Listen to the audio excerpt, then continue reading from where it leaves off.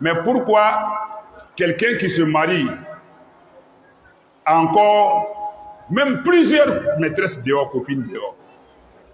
C'est tout simple. C'est un mariage qu'il a dû faire par passion et non par raison. Et cela, le prophète a dit, sallallahu alayhi wa sallam, nous le suivons. Il dit, tunkahul mar'a li arba. L'homme marie une femme pour l'une des 4 raisons, en quelque sorte pour 4 raisons, mais c'est pour l'une des 4 raisons. 1. Limaliha, pour sa fortune. Si ton mariage est basé sur la fortune et non l'intention de te purifier, comme l'a dit le professeur aux jeunes, ya ma'ashara shabab, aux jeunes gens, man istata'a minkumul ba'a falyatazawwaj, ba'ata falyatazawwaj. Oh, quiconque parmi vous peut supporter un ménage, un foyer, qu'il se marie, fa innahu aghaddu lil basar, parce que le mariage va lui permettre, va l'aider à baisser de son regard, wa ahsanu lil farj, et lui permettre de préserver sa chasteté. Le prophète ne va pas dire quelque chose, As-Sadiqul Masduq, le véridique dont la véridicité est attestée. Il ne va pas dire quelque chose et que le contraire pourra se produire. Non. Il dit le mariage, jeunes gens, mariez-vous. Si vraiment vous voulez quitter la fornication, ou vous ne voulez pas tomber dedans, mariez-vous. Ça va vous permettre de baisser de vos regards et de préserver vos chastetés. Le prophète l'a dit, sallallahu alayhi wa sallam. Et lui-même, il dit, l'homme marie une femme pour 4 raisons. 1, pour sa fortune. Et c'est réciproque aussi. La femme s'allie à un homme pour sa fortune. Deuxième, wali hasabiha, pour s'aligner son statut social. C'est-à-dire, elle vient d'une famille noble, ou bien dans sa famille, il y a beaucoup de personnalités, ils ont de grands titres. De la même manière aussi, la femme s'attache à un homme en mariage parce qu'il est d'une famille noble, d'une lignée noble, ou bien il a un statut social vraiment, machallah. Troisième, wali jamaliha, ou pour son apparence physique, sa beauté physique. Elle est belle, elle est de bon teint, de bonne taille, de bonne forme, de bonne démarche, de bonne voix, ainsi de suite. La femme aussi tombe sous le charme d'un homme de cette façon.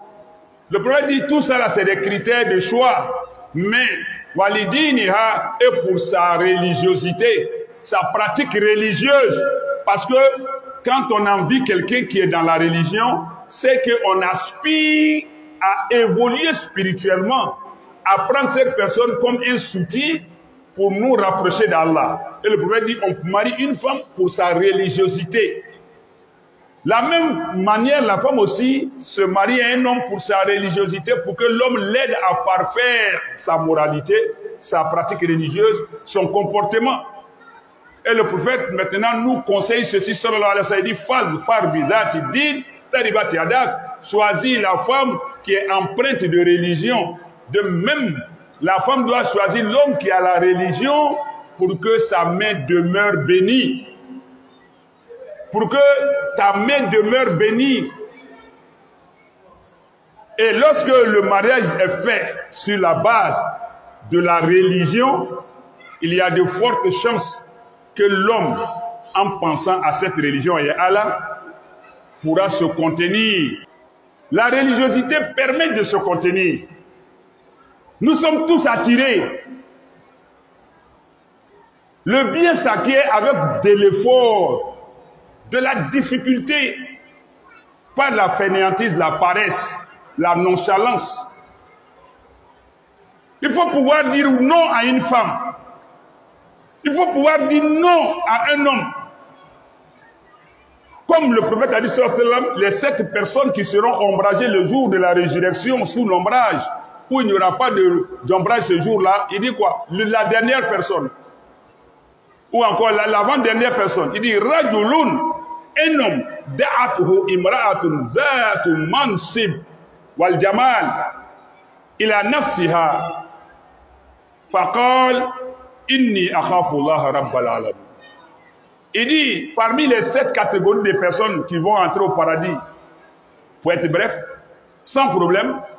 Il y a une catégorie d'hommes, et c'est réciproque aussi pour la femme, qui, la femme, type même que lui-même il veut dans Bounia, là, une femme de haut rang, de grand statut, de lignée noble, et puis qui est belle en plus, qui court après lui, qui dit je t'aime, qui le convoite, et il se retrouve seul dans leur isolement. Il n'y a rien d'autre, c'est elle qui demande.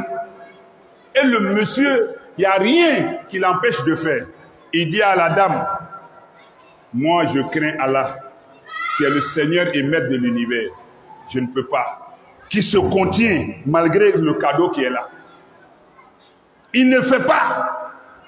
Allah dit, cet effort-là, non, il mérite un cadeau. Il mérite qu'Allah le récompense.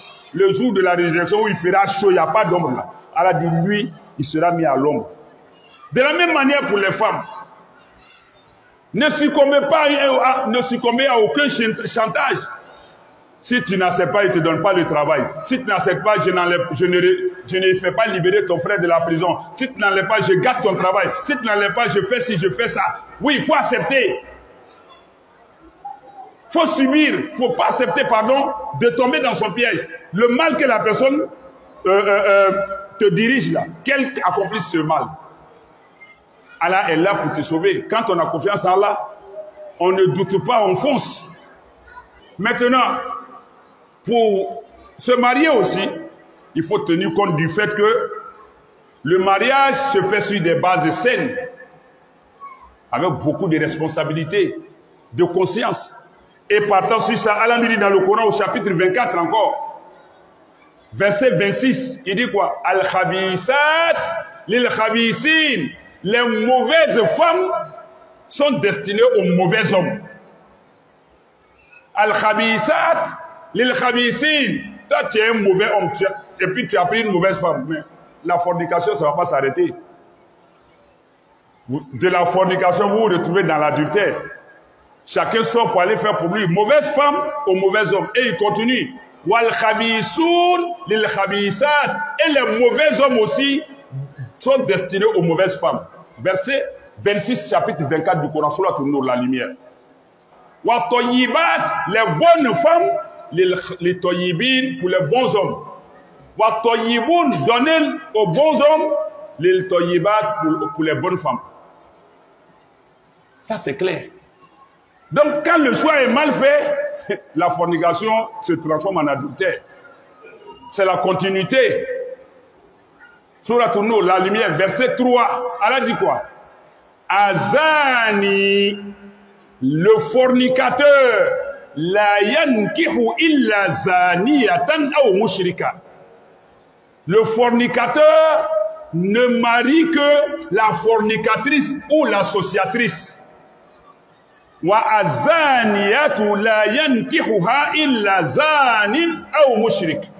Et la fornicatrice ne l'a donné en mariage qu'à un fornicateur, c'est-à-dire c'est eux qui peuvent s'adapter, qui peuvent se convenir. Aw mushrik, la fornicatrice n'est mariée que par le fornicateur ou un associateur, un féticheur, un polythéiste, un idolâtre. Et Allah dit, à la fin du verset il dit, wa hurrima dhalika ala al-mu'minin. Cela est haram pour le croyant de marier la fornicatrice ou l'associatrice. Il est haram de donner une fille croyante à un fornicateur ou à un associateur. C'est là le problème des parents. C'est là le grand problème des parents le jour du jugement dernier. Il n'y a pas de discernement dans ça. Nous suivons nos propres intérêts dans les mariages. Nous imposons nos propres lois. Et nous piétinons, nous foulons aux pieds les lois qu'Allah nous a données pour que la société soit saine. Nous avons nos propres critères de choix des conjoints. Nous y viendrons prochainement, Inch'Allah. Donc, un fornicateur qui a marié une bonne femme, une croyante, mais elle va mourir de chagrin parce qu'il ne va pas s'asseoir. Il ne va pas s'asseoir. Puis, si la dame sort pour aller voir même son propre père, il va douter d'elle, il va dire non, elle allait forniquer, elle allait commettre l'adultère, parce que lui, c'est comme ça il est. Parce que quand lui il sort, c'est ce qu'il fait. Si un homme propre marie une fornicatrice, s'il cause même avec sa propre mère, elle va voir de loin, elle va dire non, ils sont en train de faire autre chose. Elle va douter, parce que quand elle sort, c'est comme ça elle va les faire. C'est pourquoi elle a dit, laissez-les ensemble. Parce que quand ils sortent là, chacun sait où il est parti. Quand ils reviennent, ils savent aussi d'où ils viennent. Associez-les, les oiseaux de même plumage. Faisons beaucoup attention dans le mariage. واستغفر الله العظيم لي ولكم ولسائر المسلمين من كل ذنب فاستغفروه انه هو الغفور الرحيم.